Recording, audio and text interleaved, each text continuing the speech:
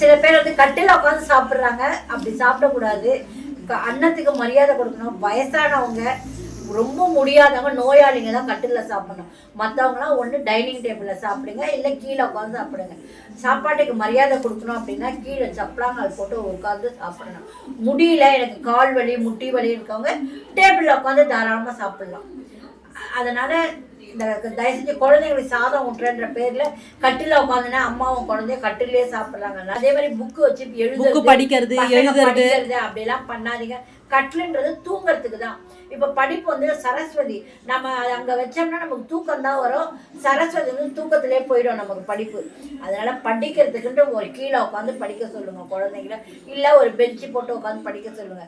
கட்டிலே எழுதுறது, கட்டிலே படிக்கிறது, அதெல்லாம் அப்படிலாம். விளையாட்டு சாமான கூட, சொப்பு சாமான் கூட பசங்களுக்கு அங்கேயே போட்டுறாங்க, அதுலயே விளையாடுதுங்க. அதுக்கு ஒரு இடம் இருக்கு. அதனால அதை தூங்குறதுக்கு மட்டும்தான் நம்ம கட்டில் வச்சுக்கணும்.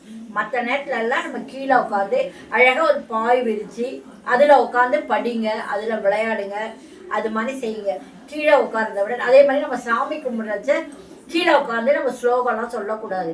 ஒரு சின்னதா ஒரு துணியோ ஒரு பாயோ போட்டு வச்சுட்டு நம்ம ஸ்லோகம்லாம் சொல்லணும். அப்பதான் அது சாமி ஓகே நமக்கு ஏறுவ. கண்டிப்பாம்மா, கண்டிப்பாம்மா. சூப்பர் தகவல் சொன்னீங்கம்மா. ஓகே, பாய்.